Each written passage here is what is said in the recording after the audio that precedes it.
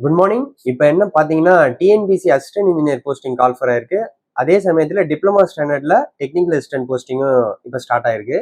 இப்போ என்னன்னா August month இந்த எக்ஸாம் வருது, August and October. Diploma and both degree standard. இப்போ assistant engineer posting and diploma ரெண்டுமே பார்த்தீங்கன்னா ரெண்டுமே காமன் சிலபஸ் தான், லைட் வேரியேஷன்ஸ் மட்டும்தான் இருக்கு. இப்போ ஆக்சுவலாக இன்னும் நம்ம கிட்ட மினிமம் நம்பர் ஆஃப் டேஸ் இருக்கிறதால இப்போ லாஸ்ட் டைம் என்ன ப்ரிப்பரேஷன் இருக்கணும் அப்படின்னா நம்ம full and full mark test ப்ரிப்பரேஷனாக மட்டும்தான் இருக்கணும். இப்போ நம்ம ஆல்ரெடி நம்ம வந்து ப்ராப்ளம் சால்வ் பண்ணியிருப்போம், கான்செப்ட்ஸ்லாம் ரிவைஸ் பண்ணியிருப்போம். பட் இருந்தாலும் நம்ம வந்து இப்போ லாஸ்ட் டைம் எப்படி இருக்கணும்னா full and full mark test revision மட்டுமே நம்ம கொடுத்துட்டு இருக்கணும். அப்போ மட்டும்தான் நம்ம என்ன ஸ்கோர்ஸ் எடுக்கிறோம், எவ்வளோ மார்க்ஸ், டோட்டல் மார்க்ஸுக்கு நம்ம எவ்வளோ ஸ்கோர் பண்ணுறோம், அப்போ தான் நம்ம வேகன்சியை மீட் அவுட் பண்ண முடியும். ஸோ இப்போ லாஸ்ட் டைம் எப்படி இருக்கணும்னா ஃபுல் அண்ட் ஃபுல் மார்க் டெஸ்ட்டில் மட்டும்தான் உங்கள் கான்சென்ட்ரேஷன் இருக்கணும். வாட் எவர் நீங்கள் படிச்சிருக்கிறது வந்து 50% படிச்சிருந்தாலும் சரி, 75% படிச்சிருந்தாலும் சரி, நீங்கள் அந்த 75%-ஐ ஃபுல்லாக மீட் அவுட் பண்ணணும். ஸோ அப்போதான் நம்ம எக்ஸாம் வந்து கிராக் பண்ண முடியும். அதுக்கு வந்து ஃபர்ஸ்ட் ரூல் என்னன்னா நம்ம மார்க் டெஸ்ட் வந்து லாஸ்ட் ஒரு 30 டேஸ், எக்ஸாம் பிஃபோர் 30 டேஸ் வந்து நீங்கள் ஃபுல் அண்ட் ஃபுல் மார்க் டெஸ்ட்காகவே ப்ரிப்பரேஷனை ஸ்டார்ட் பண்ணணும். அதான் பேசிக் திங். இப்போ நெக்ஸ்ட் என்னன்னு பார்த்தீங்கன்னா இப்போ வந்து ப்ரிப்பரேஷன் போது மார்க் டெஸ்ட் எழுதிட்டே இருப்போம். நம்ம மார்க் வந்து சைட் பை சைடு கிராஜுவலாக இன்க்ரீஸ் ஆகிட்டே இருக்கணும். நம்ம மார்க் எப்படி இருக்கணும்னா ஃபர்ஸ்ட் மார்க் டெஸ்ட் எழுதும் போது 100க்கு 90 எடுக்கிற மாதிரி, செகண்ட் மார்க் டெஸ்ட் எப்படின்னா அந்த 91, 92, 93 அந்த ஒரு மார்க்கையும் நம்ம வந்து இன்க்ரீஸ் பண்ணிக்கிட்டே போகணும். ஜஸ்ட் லைக் தட் வெறும் அந்த மார்க் டெஸ்ட் வந்து நம்ம ட்ரை மட்டும் பண்ணாம அந்த மார்க் ஸ்கோரிங் இன்க்ரீஸ் பண்ணிக்கிட்டே இருந்தால் தான் லாஸ்ட் டைம் நீங்கள் எக்ஸாம் எழுதும்போது உங்களுக்கு ஃபுல் அண்ட் ஃபுல் யூஸ்ஃபுல்லாக இருக்கும். இப்போ மார்க் டெஸ்ட் எப்படி எழுதுறது, இப்போ எல்லாராலையும் எழுத முடியுமா அப்படின்னு கேட்டீங்கன்னா கண்டிப்பா நீங்க வந்து ஒரு கோச்சிங் சென்டர் தான் நீங்க போகணும். அவங்க கிட்ட இருந்து டெஸ்ட் பேட்ச் மட்டும் நீங்க வாங்கிட்டு அவங்க கிட்ட மார்க் டெஸ்ட் மட்டும் அட்டன் பண்ற மாதிரி ஒரு 1 மந்த்துக்கு நீங்க அவங்க கிட்ட மார்க் டெஸ்ட் வாங்குற மாதிரி இருக்கும். கண்டிப்பா கோச்சிங் சென்டர் மூலியமா தான் நம்ம அந்த டெஸ்ட் பேட்ச் வாங்க முடியும். அதை வாங்கிட்டு மார்க் டெஸ்ட் கம்பல்சரி போடுங்க. அதுலேயே உங்க ஸ்கோர்ஸ் என்னன்னு தெரிஞ்சிடும், நம்ம எந்த கான்செப்ட்ல வீக்கா இருக்கும்னு தெரிஞ்சிடும். அப்புறம் ரேங்க் லிஸ்ட்டும் விடுவாங்க அந்த டெஸ்ட் பேட்ச்ல. ஸோ நீங்க எந்த இடத்துல இருக்கீங்களோ நம்ம செக் பண்ணிக்கலாம். ஸோ இந்த மாதிரி நம்ம இந்த 30 டேஸும் ரிகரஸா ப்ராக்டிஸ் பண்ணாதான் அந்த இப்போ வரக்கூடிய அசிஸ்டன்ட் இன்ஜினியர் போஸ்டிங்கும் சரி, டெக்னிக்கல் அசிஸ்டன்ட் போஸ்டும் சரி ஈஸியாக கிராக் பண்ண முடியும்.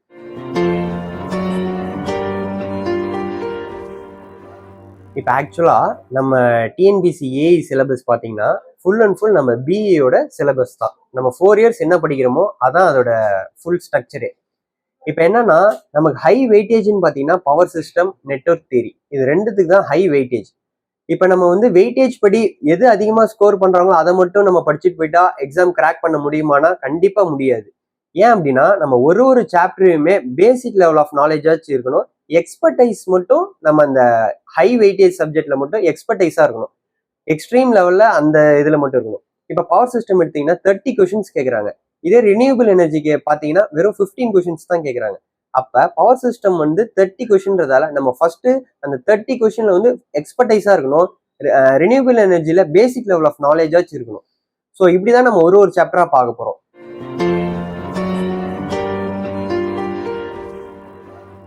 இப்போ நம்ம வந்து ஃபர்ஸ்ட் சாப்டர் வந்து பவர் எலக்ட்ரானிக்ஸ் எடுத்துக்கலாம். ஏன்னா பவர் எலக்ட்ரானிக்ஸ் கொஞ்சம் ஈஸியாக இருக்கும். அதே சமயத்தில் 15 கொஷின்ஸ் அதில் கேட்குறாங்க. இப்போ பவர் எலக்ட்ரானிக்ஸ் தான் இப்போ நம்ம பார்க்க போகிறது. இப்போ பவர் எலக்ட்ரானிக்ஸ்ன்னு எடுத்துக்கிட்டிங்கன்னா அதில் மேஜராக வந்து ஃபர்ஸ்ட் எடுத்தோடனே பேசிக்காக டிவைசஸ்ன்னு ஒரு சாப்டர் ஆரம்பிக்குது. டிவைஸ், அதாவது மாஸ்ஃபெட், ஐஜிபிடி, ட்ரையாக், ஸோ அந்த மாதிரி டிவைசஸ் பற்றி ஃபர்ஸ்ட் நம்ம பார்ப்போம். நெக்ஸ்ட் பார்த்தீங்கன்னா AC to DC, it means converter topics பார்ப்போம். நெக்ஸ்ட் என்ன டாபிக் பார்க்கணும்னா DC to DC converter, it means that buck converter, boost converter, buck boost converter. So இந்த மாதிரி நம்ம ஒரு சாப்டரா பார்க்கணும். லாஸ்ட் வந்து DC to AC, it means inverter topic. Last topic drives.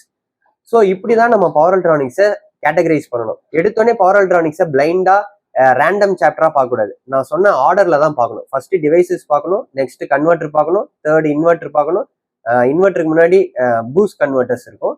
So inverter, last drives.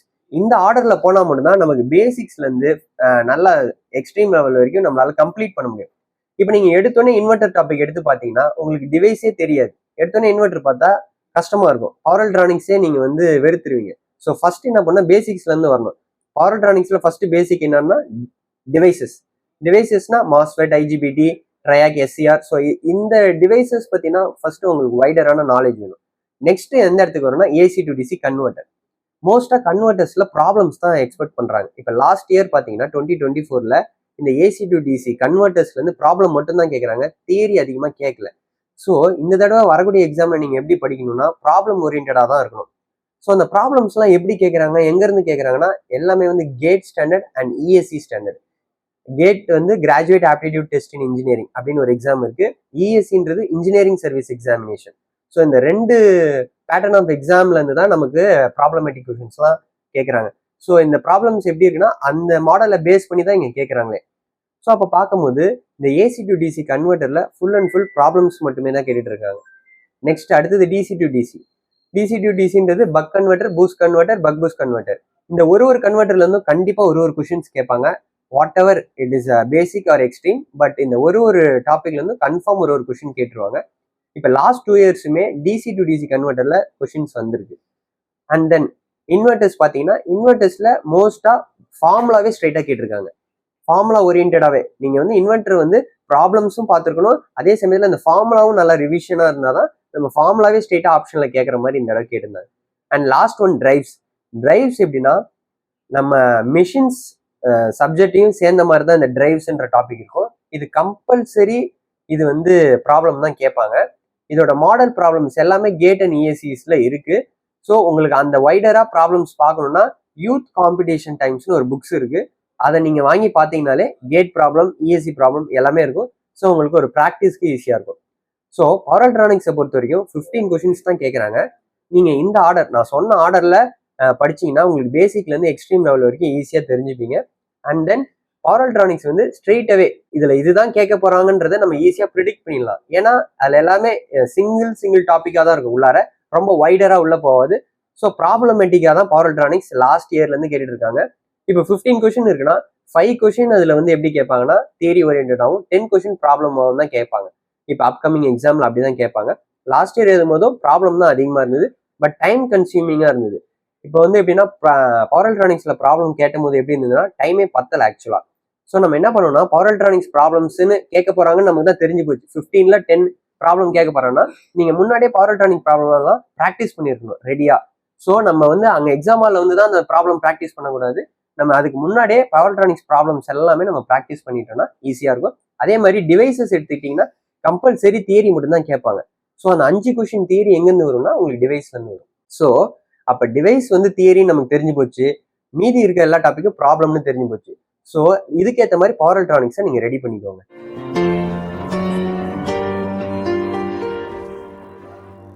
இப்ப control system எப்படின்னா இப்ப ஜஸ்ட் 15 கொஷின்ஸ் தான். இதுவும் பவர் எலக்ட்ரானிக்ஸ் மாதிரி 15 கொஷின்ஸ் தான். பட் இது குயிக்கா 15 கொஷின்ஸை நம்ம ஸ்கோர் எடுத்துடலாம். பவர் எலக்ட்ரானிக்ஸும் சரி கண்ட்ரோல் சிஸ்டமும் சரி குயிக்கா நம்ம ஸ்கோர் எப்படி எடுக்கலாம், டைம் அதிகமா எடுக்காம குயிக்கா முடிக்கிறது கண்ட்ரோல் சிஸ்டம் தான். நெக்ஸ்ட் வந்து பவர் எலக்ட்ரானிக்ஸ் வச்சுக்கலாம். இப்போ ஃபர்ஸ்ட் கண்ட்ரோல் சிஸ்டம்னு பாத்தீங்கன்னா இதுல வந்து நம்ம இதே மாதிரி செக்ரிகேஷன் அதுலயும் இருக்கு. ஃபர்ஸ்ட் எப்படி ஆரம்பிக்கணும், எடுத்தோடனே எக்ஸ்ட்ரீம் லெவல் போவோம், பேசிக்ல இருந்து ஆரம்பிக்கணும். ஃபர்ஸ்ட் மாடலிங் ஆஃப் சிஸ்டம் இதுதான் ஃபர்ஸ்ட் நம்ம படிக்கணும். நெக்ஸ்ட் பாத்தீங்கன்னா டைம் டொமைன் அனாலிசிஸ்ன்னு ஒன்று இருக்கு. ஸோ அதை நம்ம நெக்ஸ்ட் படிக்கணும். தேர்ட் ஒன்னு பாத்தீங்கன்னா ஸ்டெபிலிட்டி அனாலிசிஸ்ன்னு ஒன்று இருக்கு. அதுக்கு அடுத்ததுன்னு பாத்தீங்கன்னா ஃப்ரீக்வன்சி டொமைன் அனாலிசிஸ்ன்னு ஒன்று இருக்கு. லாஸ்ட் ஒன் தான் ஸ்டேட் ஸ்பேஸ் அனாலிசிஸ். ஸோ இந்த அனாலிசிஸ் வந்து நம்ம ப்ராப்பரா பண்ணணும், ஃபர்ஸ்ட்ல இருந்து பண்ணணும். எடுத்தோடனே நம்ம லாஸ்ட் அனாலிசிஸ் பார்த்தோம்னா ஃப்ரண்ட்ல இருக்க அனாலிசிஸோட கான்செப்ட்ஸ் நமக்கு புரியாது. ஸோ இந்த ஆர்டர் நல்லா ஞாபகம் வச்சுக்கோங்க. First one modelling, second one time domain analysis, third one stability analysis, fourth one frequency domain analysis, fifth one state space analysis. So இந்த ஆர்டர்ல தான் நம்ம கண்ட்ரோல் சிஸ்டம் படிக்கணும். இதுல வந்து மார்க்கே நம்ம விடவே தேவையில்லை. 15 கொஸ்டினுக்கு 15 நம்மளால போட முடியும். ஏன்னா இது எல்லாமே ப்ரிடிக்டபிள் அண்ட் குயிக் ஆன்சரபிளா தான் இருக்கும். கண்ட்ரோல் சிஸ்டம்ல எப்பயுமே கொஸ்டின்ஸ் அப்படிதான் கேட்கறாங்க. ஸோ எப்படி இருக்கணும்னா கண்ட்ரோல் சிஸ்டம் பொறுத்த வரைக்கும் ஃபுல்லாவே நியூமரிக்கல்ஸ் தான். தியரின்றது ரொம்ப கம்மி. இது ஃபுல்லாவே வந்து ப்ராப்ளமேட்டிக் பேப்பர் தான். But it is very easy and more then 2 steps, less than 2 steps சொல்லலாம். மோர் தென் 2 ஸ்டெப்ஸ் வந்து சில ப்ராப்ளம்ஸ்க்கு மட்டும் மோர் தென் 2 ஸ்டெப்ஸ் வரும். பட் மோஸ்டா லெஸ் தென் 2 ஸ்டெப்ஸ்லேயே நம்ம சம்ம சால்வ் பண்ணிடலாம். இப்போ ஃபர்ஸ்ட் மாடலிங்னு பார்த்தீங்கன்னா மாடலிங் எப்படி இருக்குன்னா ஃபுல்லாவே பேசிக்ஸா இருக்கும். நம்ம ஒரு சிஸ்டம் வந்து எப்படி பிசிக்கல் டொமைன்ல இருந்து மெக்கானிக்கல் டொமைனா மாத்துறோம். ஸோ இந்த மாதிரி பேசிக் டைப் ஆஃப் மாடலிங் சிஸ்டம் இருக்கும். இதுல ஒரு லெஸ் நம்பர் ஆஃப் கொஸ்டின்ஸ் மட்டும் தான் கேட்கறாங்க மாடலிங்ல இருந்து. லாஸ்ட் ரீசென்ட் பேப்பர்ஸ்ல பாத்தீங்கன்னா நெக்ஸ்ட் பாத்தீங்கன்னா டைம் டொமைன் அனாலிசிஸ். இது வந்து ரொம்ப முக்கியமான டாபிக். இதுல மட்டும்தான் நிறைய கேள்விகள் கேட்கறாங்க. Time domain analysis very easy. எப்படி இருக்குன்னா ஃபுல் அண்ட் ஃபுல் 2 ஸ்டெப்ஸ் ஆன்சரா தான் இருக்கும். லெஸ் தென் 2 ஸ்டெப்ஸ்ல நம்ம சால்வ் பண்ணிட்டு போயிட்டே இருக்கலாம். ஸோ டைம் டொமைன் அனாலிசிஸை பொறுத்த வரைக்கும் ஃபுல் அண்ட் ஃபுல் ப்ராப்ளமாக தான் இருக்கும். ஸோ அது வந்து ஃபுல் அண்ட் ஃபுல் ஈஸியாகவும் இருக்கும், but it's high weightage in control system. Time domain analysis நம்ம நல்லா படிச்சிருக்கணும். 2 ஸ்டெப்ஸ் ஆன்சர்ஸாக தான் இருக்கும். நெக்ஸ்ட் பார்த்தீங்கன்னா ஸ்டெபிலிட்டி அனாலிசிஸ். ஸ்டெபிலிட்டி அனாலிசிஸ்லேருந்து கம்பல்சரி ஒரு கொஸ்டினாச்சும் கேட்டுடுவாங்க. ஸோ ஸ்டெபிலிட்டி அனாலிசிஸில் ப்ராப்ளம் எப்படி இருக்குன்னா ரவுட்டரு, ரூட் லோக்கஸ், ஸோ இந்த மாதிரியான கொஷின்ஸ்லாம் வந்து நமக்கு டைம் டொமைன் அனாலிசிஸ்க்கு அப்புறம் ஸ்டெபிலிட்டியில் கேட்க ஆரம்பிக்கிறாங்க. ஸோ அடுத்ததுன்னு பார்த்தீங்கன்னா ஃப்ரீக்வன்சி டொமைன் அனாலிசிஸில் பிளாட்ஸ் பேஸ் பண்ணி கொஷின்ஸ் கம்பல்சரி 2 கொஷின் கேட்டுருவாங்க. ஸோ ஃப்ரீக்வன்சி டொமைன் அனாலிசிஸும் டைம் டொமைன் அனாலிசிஸும் ரொம்ப ரொம்ப முக்கியம். ஃப்ரீக்வன்சி பார்த்தீங்கன்னா Nyquist plot, polar plot, so இது ஓரியன்டாக நிறைய கேட்பாங்க.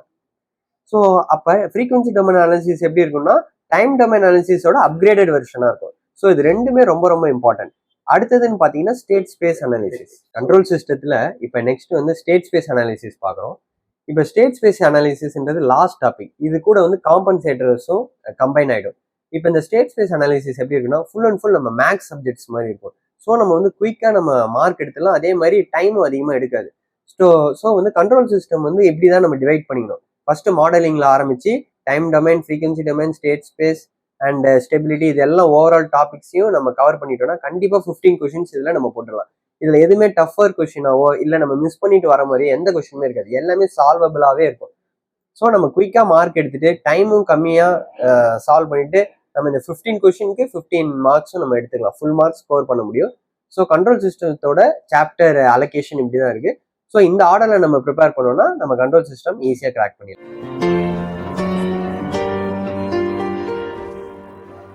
இப்போ நெக்ஸ்ட் சாப்டர் பார்த்தீங்கன்னா எலக்ட்ரிக்கல் மிஷின்ஸ். இப்போ இது வந்து ரொம்ப இம்பார்ட்டண்டான டாபிக். ஏன் அப்படின்னா இதில் வந்து நமக்கு 25 கொஷின்ஸ் கேட்குறாங்க. பவர் சிஸ்டம்க்கு அடுத்தது ஹை வெயிட்டேஜ்னு பார்த்தீங்கன்னா நமக்கு 25 கொஷின்ஸ் வந்து எலக்ட்ரிக்கல் மிஷின்ஸில் கேட்குறாங்க. இப்போ எலக்ட்ரிக்கல் மிஷின்ஸ் பொறுத்த வரைக்கும் இதில் ஆர்டர் வைஸாக படிக்கிறத விட நம்ம வந்து எவ்வளோ கம்ப்ளீட்டடாக படிக்கிறோன்றதான் ரொம்ப முக்கியம். ஏன்னா இதில் வந்து ஒரு மிஷின்ஸை பற்றி நம்ம படிப்போம். ஃபர்ஸ்ட் வந்து பார்த்தீங்கன்னா DC machines, synchronous machine, induction machine and லாஸ்ட்டாக ஸ்பெஷல் மிஷின்ஸ். ஸோ இதான் இதோட கேட்டகரி வைஸாக பிரிச்சுக்கணும். இதை வந்து நம்ம இண்டிவிஜுவலாகவே செப்பரேட்டாக ஃபுல் அண்ட் ஃபுல் படிக்கணும். இப்போ டிசி மிஷின்ஸ் எடுத்துக்கிட்டிங்கன்னா கம்பல்ஷனாக தியரி ப்ளஸ் ப்ராப்ளம் இது ரெண்டும் கம்பைண்டாகவே வரும் நமக்கு. நெக்ஸ்ட் பார்த்தீங்கன்னா இண்டக்ஷன் மிஷின், இதுலையுமே தியரி கம் ப்ராப்ளம். ஸோ இப்போ அது சொல்லக்கூடிய ஒவ்வொரு டாபிக்லையுமே நம்ம தியரியும் கேட்குறாங்க, ப்ராப்ளமும் கேட்குறாங்க. வெறும் ப்ராப்ளம் மட்டும் கேட்குற மாதிரியும் கேட்கல அண்ட் தியரி மட்டும் இருக்கிற மாதிரி கேட்கல, ரெண்டுமே கேட்குறாங்க. அதே சமயத்தில் இதில் இருக்க டாபிக் நம்ம எல்லாமே ஒன்றுத்தையும் ஃபுல் அண்ட் ஃபுல் கம்ப்ளீட் பண்ணணும். இப்போ டிசி மிஷின்ஸ் இருக்குன்னா அதில் இருக்க ப்ராப்ளம் எல்லாமே நம்ம சால்வ் பண்ணியிருக்கோம். அதே சமயத்தில் அதோட தியரி நேச்சரும் நமக்கு ஃபுல் அண்ட் ஃபுல் தெரிஞ்சிருக்கணும். சேம் தான் induction machine, synchronous machine and special machines. இப்போ இதில் கொஷின்ஸ் எங்கே அதிகமாக கேட்குறாங்கன்னு பார்த்தீங்கன்னா DC machine and induction machine, இந்த ரெண்டு இதுலேருந்து தான் கொஷின்ஸ் வந்து அதிகமாக வருது. அதே சமயம் ப்ராப்ளமேட்டிக்காக இருக்கு. இந்த ப்ராப்ளம்ஸ்லாம் எங்கே இருக்குன்னா அந்த கேட் அண்ட் இஎஸ்சி, நான் சொன்ன மாதிரி அந்த கேட் இஎஸ்சி ப்ராப்ளம்ஸோட நேச்சர் நீங்கள் பார்த்துட்டீங்கன்னா கண்டிப்பாக இப்போ வரக்கூடிய டிஎன்பிசி எக்ஸாமை நீங்கள் கிளியர் பண்ணிடலாம். ஸோ அந்த ப்ராப்ளம் வந்து எப்படி இருக்குன்னா நீங்கள் கேட் ஸ்டாண்டர்ட் கொஞ்சம் பார்த்துருக்கணும். அதோட ப்ராப்ளம் நேச்சர்லேயே தான் இங்கேயும் ரிப்பீட் ஆகுது. ஸோ சேம் ப்ராப்ளம் ரிப்பீட் ஆகாது. ஸோ அதே மாதிரி நேச்சரில் இருக்கும், நீங்கள் சால்வ் பண்ணிக்கலாம். ஸோ மிஷின்ஸை பொறுத்த வரைக்கும் ரொம்ப முக்கியமான சாப்டர், ஹை வெயிட்டேஜ். ஸோ நம்ம எதுவுமே விடக்கூடாது, ஃபுல் அண்ட் ஃபுல் படிக்கணும். அதே சமயத்தில் ப்ராப்ளம் மட்டும் பார்க்காம தியரியும் நீங்கள் பார்த்துட்டீங்கன்னா இது ரொம்ப ஈஸியாக இருக்கும். மிஷின்ஸை வந்து நம்ம 25 கொஷின்ஸ்க்கு 25 நம்ம ஈஸியாக எடுத்துட முடியும்.